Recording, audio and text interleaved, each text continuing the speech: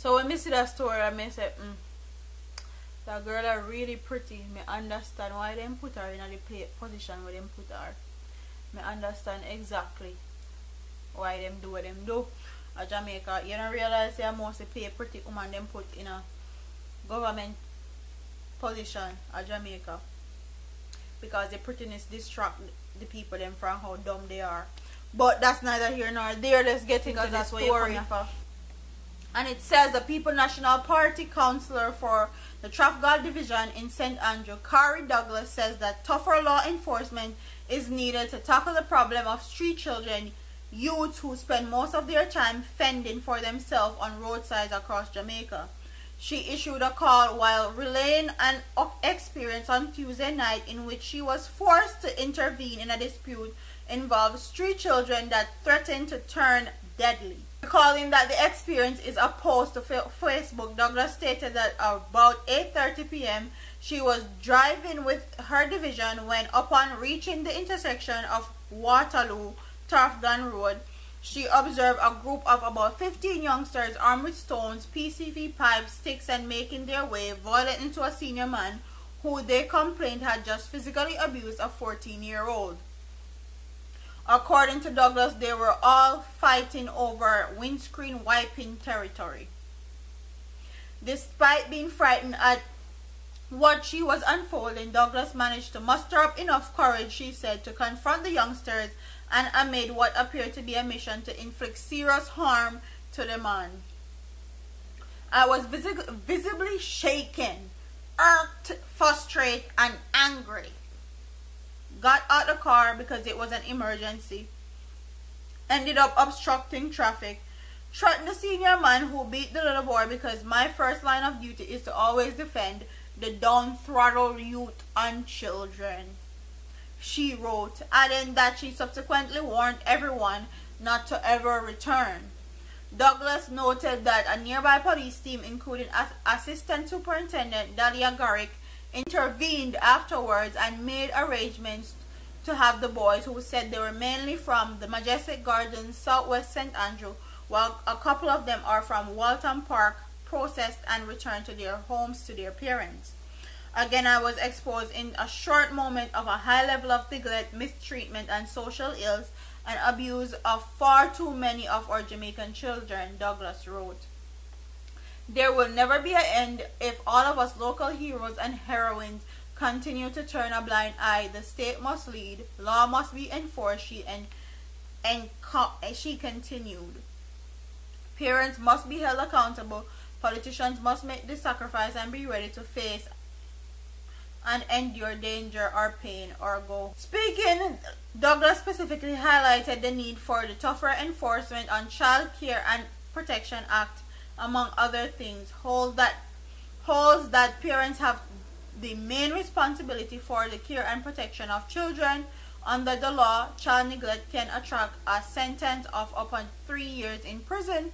Parents must understand that their responsibilities are to ensure that children are within the environment that they're supposed to be in a particular time. In the meantime, Garrick, who is now the acting head of Jamaica Constabulary Force Corporate Communication Arm, said that police are actively clamping down on street children and a number of parents have been arrested for breaches under the Child Care and Protection Act. The police continue to take action. We continue to target the youngsters you continuously see on the streets, she said. So what I have to agree with her is that parents need to be held accountable.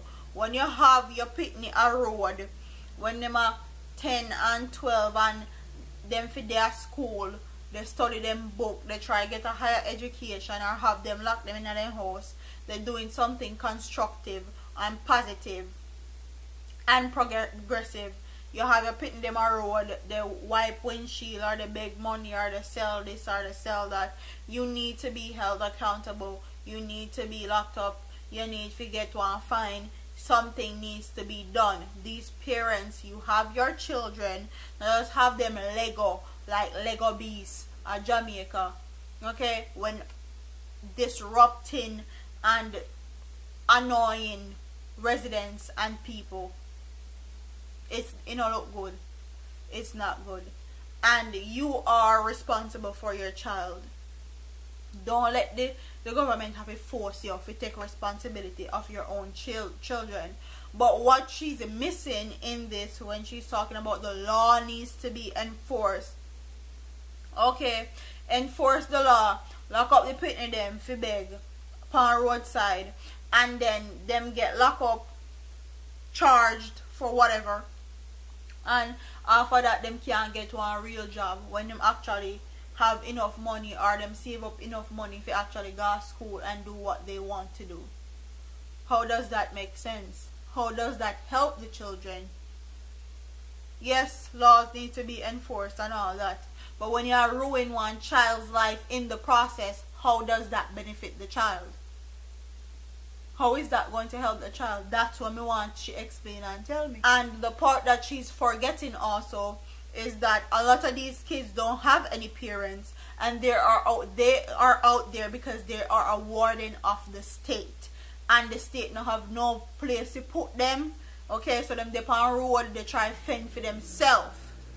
And honestly, sometimes when you see some of these youngsters, especially boys, trying to fend for themselves and do something that is not criminal, we need to support them, because if you lock up these kids and enforce the law, all that's going to be left for them to do is turn to criminal activities.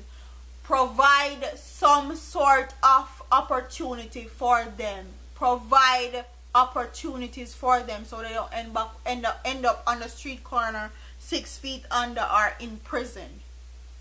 That's what their issue is. They're trying to make money and fend for themselves and feed themselves, and sometimes they might try to feed them family also. So when you see kids doing stuff like this on their road, they kill and murder and cut up old people and all sort of same thing, you need to support them. Figure out what's going on in their life. Figure out how you can make it better when you're in a position like Mrs. Douglas is, because she in a parliament, she a big bad cabinet member, she responsible for your whole division. You can make a difference in their lives.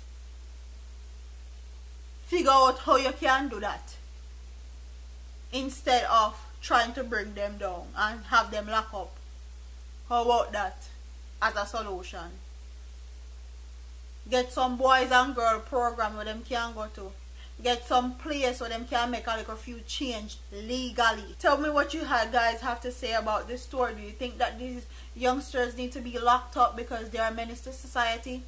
Or do you think that they need opportunities and a place for them to safely make them own money if they are a warden of the state and they don't have no parents? And do you think if they do have parents, that the parents should be held accountable and locked up, or to get a fine or something of that sort, so them can stop them on the road? Like, comment, share, and subscribe to your girl here on YouTube. I'm up out of here, man. Deuces.